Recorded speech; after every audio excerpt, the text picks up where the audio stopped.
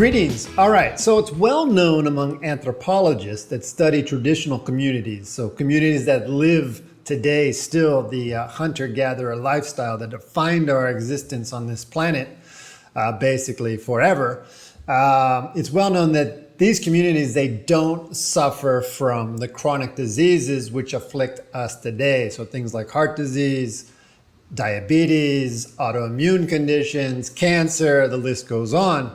And so let's have a look at what this amazing lifestyle was that allowed us as hunters and gatherers, and the few communities that still maintain that lifestyle today, what allowed them to be so healthy throughout their entire lives. And this is the first of a two-part series where the next video will look at the agricultural revolution, which was about 10,000 years ago, which was the first really large set of changes in which actually got us started down the path of beginning to suffer from these chronic health conditions. All right, so I'm going to hand it over to Nerdy Doug, or ATP, who's going to take us through the research. ATP, it's all yours. Okay, thanks for the introduction, Doug.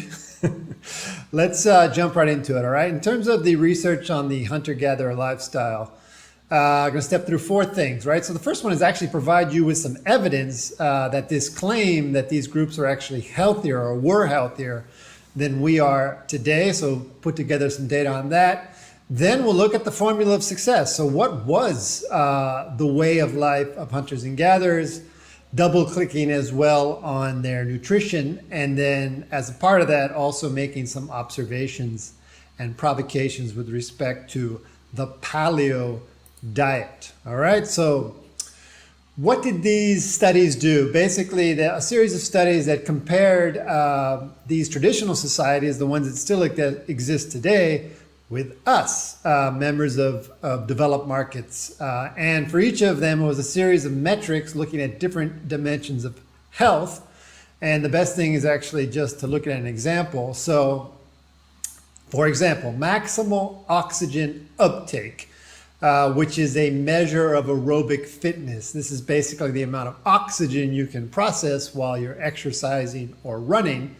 And as is the case with the other metrics, what the researchers did is they collected or compiled this data for various traditional societies, right? So here they are, and then compared it to samples from communities from developed markets. So again, comparing it to us. And then if we look at the averages, so for example here, you'll see that these traditional communities, in general, the members of these traditional communities, they are able to process 50% more oxygen than we are, which means that they are in much better shape than we are, at least in terms of aerobic activities, right? So for various metrics, this is the type of exercise that was done. So we just looked at maximal oxygen uptake, but the next one here is daily physical activity. Basically how many calories are burned each day, and then normalized by weight. And once again, in this case, the members of these traditional communities in general burn 1.5 times or 150% more calories each day doing physical activity. Next one is triceps skin fold thickness, which is used to estimate the amount of body fat. And in this case, the traditional community is about half the percentage of body fat as members of developed markets. And then this one, which I think is particularly important, diabetes, because that reflects metabolic health, and it's metabolic health which leads to not only diabetes, but to heart conditions, to stroke, to cancer, to some autoimmune diseases, etc. So this one's really important. And this data is showing that indeed we suffer 7 times more frequently than members of these traditional communities in terms of diabetes, but the same type of data holds true for those other conditions that I mentioned, right? And here is a selection of some of these traditional communities. And what the data shows is indeed they are in much better shape than we are. And more importantly, they don't suffer from the chronic conditions which are so common in modern society today. Now, the key point, however, is to keep in mind that we all share the same body, the same DNA, the same biotechnology among us. And the only difference is in the way that they use their bodies on a day-to-day basis as a function of their way of life, right? So with that, let's actually take a look at their lifestyle and what that formula of health and vitality actually is. Before getting into the details, however, it is important to point out that by 15,000 years ago, we had essentially spread over the entire planet. So it's somewhat difficult to generalize and argue that basically there was only one way of life. Certainly there would have been a lot of variety depending on where you lived and culture and those types of things. But the research, it is pretty clear that there were certain elements or characteristics that were the most common in defining the hunter-gatherer way of life. And what were those, right? So the first one is we lived in small, stable social groups throughout our lives. And, most estimates suggest that maybe the tribe reached 100 or 150 members, but that even within that, we would have had a core group that almost certainly was made up of our closest relatives. So that's the first dimension. The other one is that obviously we lived off the land, and basically that means everyone had the same job, right? The kids, the adults, the elders, they all had the same job, which was to get out there each day and look for food, right? So that was what everyone did. That was living off the land. And then finally, we were nomadic or semi-nomadic, which means that, we may have set up camp for a few weeks or a few months, but then we would eventually pack up our stuff and follow the food, essentially. And this, of course, would have been even more important and a stronger characteristic in those regions where there were strong seasonal differences in terms of weather and in terms of food availability, right? And this was our way of life, basically, for 99% of our time on this planet. And if you include all of our evolutionary predecessors, so the primates and all the animals that came before that, it was 99.9999% of our time on this planet. ATP. Sorry, let me just jump in here real quick because I want to make some reflections and some provocations with respect to this way of life that you're describing and contrast that to our modern way of life, focused specifically on relationships and social structure. And I'm going to use images from today's world, well, because there were no images from back then, obviously. But also just to remind you that we are no different today than we were back then, at least in terms of our emotional requirements, our emotional needs, and the relevance and importance of relationships and that link and its link to our health and to our well-being, right? So let's think about this. Like, imagine what it was like. You're part of a community, a core of 30, maybe a full community of 150 people, and that's it, your entire life. It would have been like a huge family, right? You have all your aunts and your uncles and your cousins and so forth, and basically you live with them throughout your entire life. So let's think about what that would look like, right? You would have had stable, consistent, affective relationships throughout your life and a very strong sense of belonging to your group and to your community. And we are hardwired with a strong desire to belong because think about it from an evolutionary perspective. If you were ever cut off from the group, you would have died, literally. There was no way to survive without the teamwork and without the support of the entire group, right? So we're hardwired for this need to belong to a group. And back then, the big gift is that that would have happened automatically because the next point here, which is that the risk of social exclusion would have been very low back then, certainly compared to the risk that exists today of you to actually live a life in which you can be excluded socially from your group and from different groups, right? And the other thing is that everyone was a known entity because these were long-term relationships. And in long-term relationships, what's the best strategy? There's a game theory element here. It's reciprocal relationships where there's give and there's take. Because if all you did was try to take advantage of people, that wouldn't be a good strategy you would be punished by the individuals and you would be punished by the group, right? Whereas contrast that to today's world where we have short-term, one-off transactional relationships with someone we may never see again in our lives. Unfortunately, that opens the door to people basically explicitly trying to take advantage of us. So very different from what it would have been like back then. The other thing is that we would have had very clear, stable social hierarchies throughout our lives with very clear roles and expectations. So again, very different than today.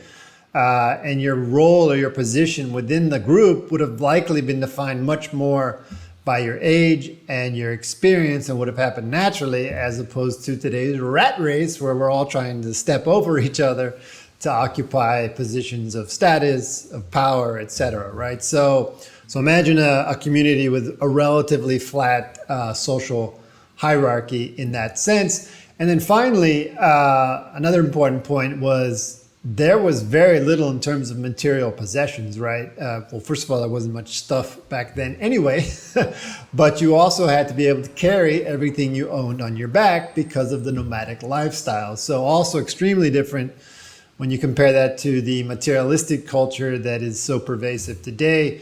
Your role and your status in the community would have been defined by your contribution and what you did as opposed to anything that you owned, right?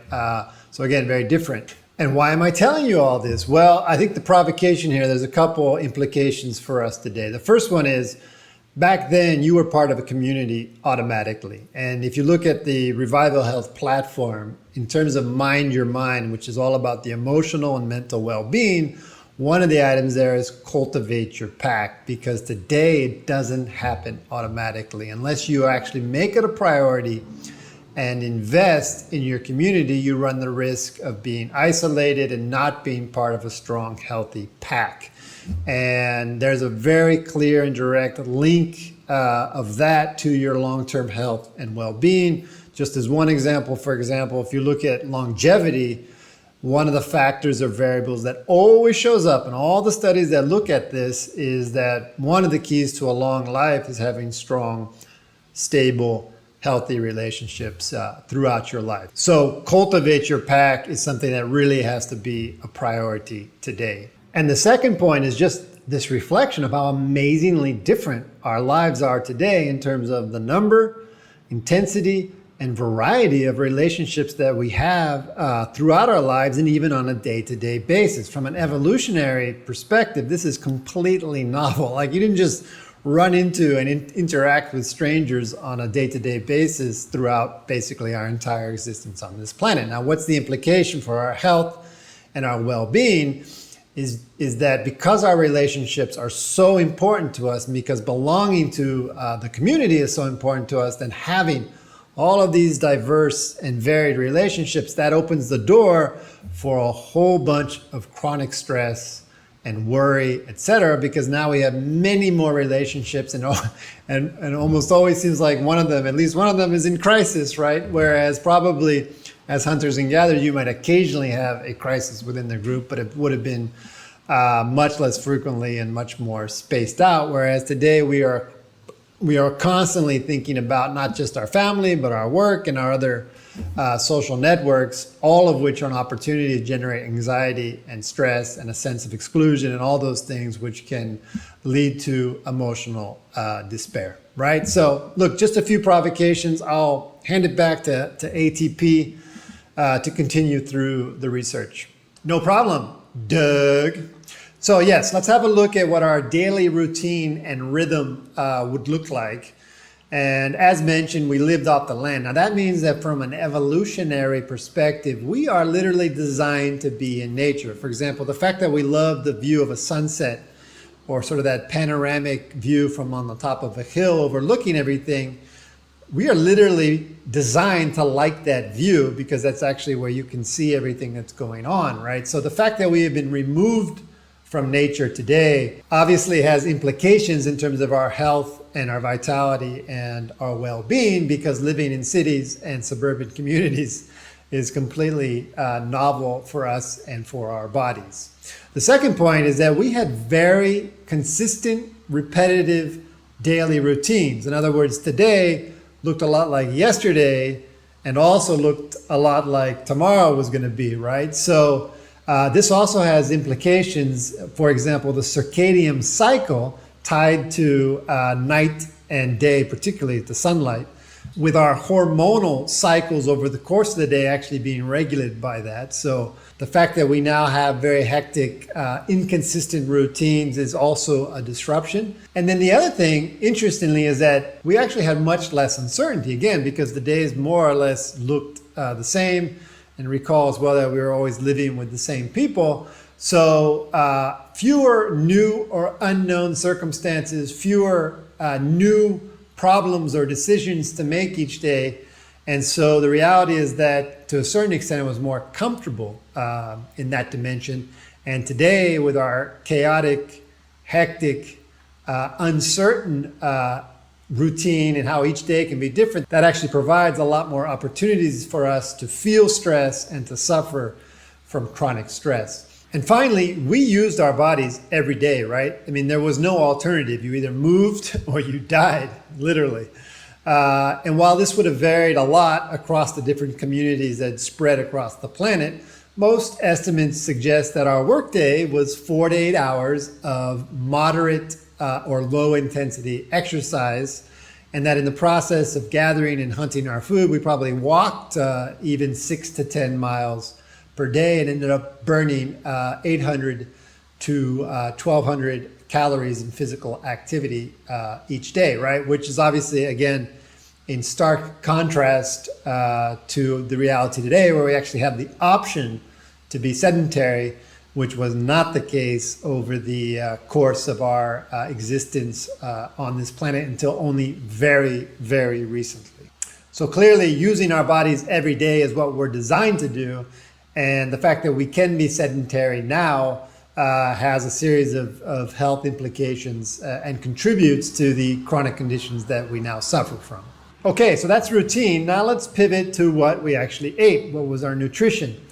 And clearly the core would have been plants and animals. Now the interesting thing is that we also would have had a greater variety of types of food within our diet, particularly if and when necessary based on food availability, and almost certainly would have included insects as a relevant part of the percent of calories in our diet. Now that seems strange to us from Western developed countries, but the reality is that there's still a very large percentage of the global population that still eats insects today. And the other thing is that we had dominated fire a long time before this. And so almost certainly we would have been cooking our food as well. And cooking it was actually an important way to access more calories, because certain plants and vegetables and so forth, you can really only consume them once they have been cooked, right? So those would be the common characteristics. The more interesting thing is actually to talk about what definitely was not in our diets. And that's what this slide is showing. So the first point is there would not have been large amounts of sugar. In nature, sugar is seasonal and pretty much only found in fruits. It was not cultivated at that point, so it would have been much, much less than what we consume today. There would have only been small amounts of grains and legumes, again, because these would have been seasonal.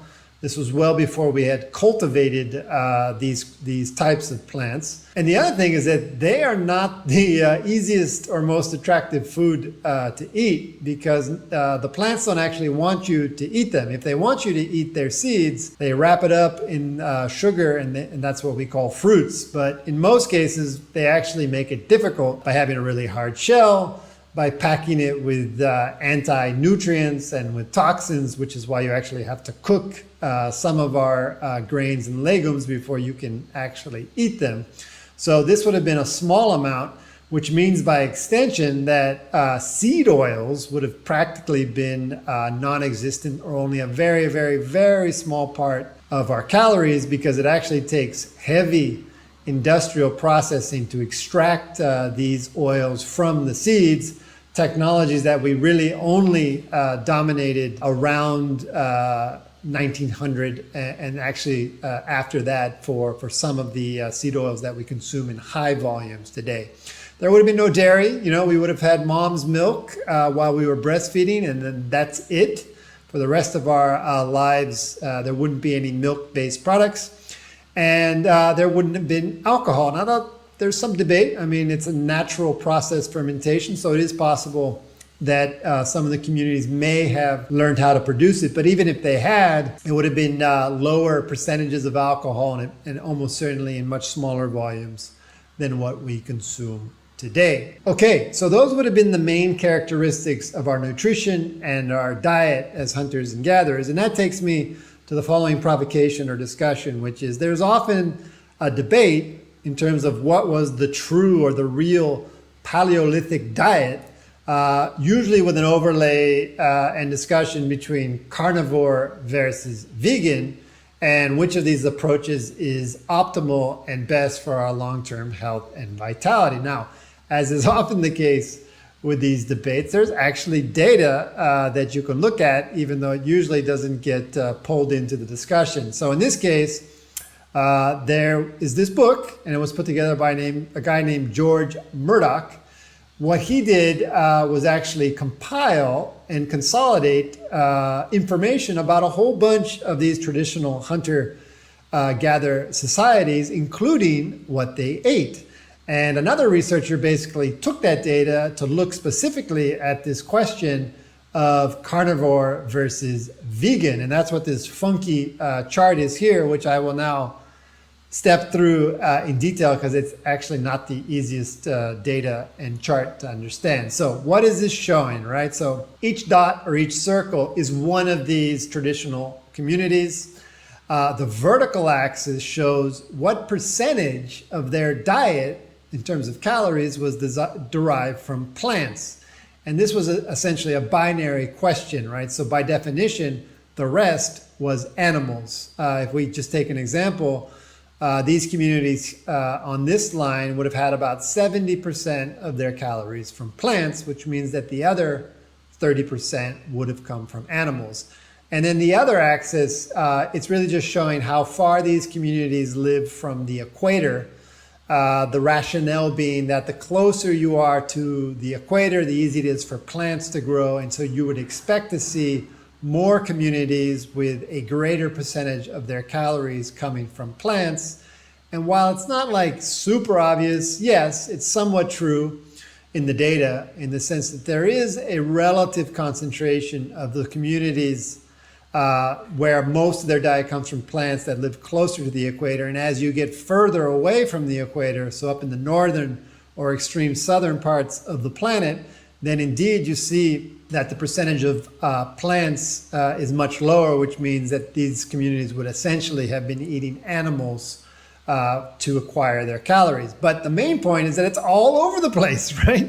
So there is no one Paleolithic diet, right? There's actually a lot of different Paleolithic diets, but in the most case, if you look at where they're concentrated, it's almost always a mix of plants and animals.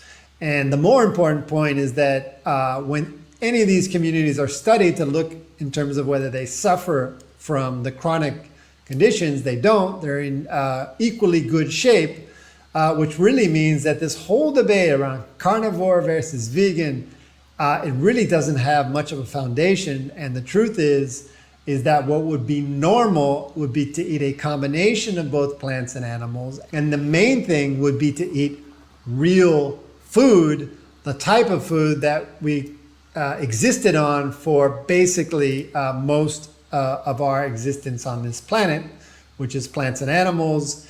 And it's only very small volume of those items which were introduced more recently as a result of the agricultural revolution. So from a health perspective, don't get caught up in the debate carnivore versus vegan. It's a non-necessary discussion. The key is to eat real food. Now, for other reasons, for religious, for cultural, for moral reasons, you prefer to eat more plants or more animals, that's up to you. But from a health perspective, it really doesn't make much of a difference as long as you're eating real food, which is what our bodies were designed for. Okay, so that's the hunter-gatherer lifestyle, and I'll pass it back over to Doug to wrap things up. Cool. Thanks for that, ATP. So to wrap things up, some takeaways, right? When we reflect on the hunter-gatherer lifestyle, we start to see what some of the pillars are of the Revival Health platform in terms of what you need to do for lifelong health and vitality. So first one, fix your fuel. That's about getting back to eating real food and eating what our bodies actually evolved to consume. The next one, start moving again, which is the reflection that that's what we're made to do. We're made to use our bodies each and every day. And then the fourth pillar, which is mind your mind, and what their lifestyle shows us is just reinforcing the importance of cultivating your pack, having strong, healthy relationships over the course of your entire life. Those things will get you on the path towards lifelong health and vitality. All right, so I hope you enjoyed this video. As I mentioned, there'll be a second one where we look at the agricultural revolution, which was a really first big set of changes we made in our life and started to have an impact on our health. So check that one out as well. Otherwise, have a great day. Cheers.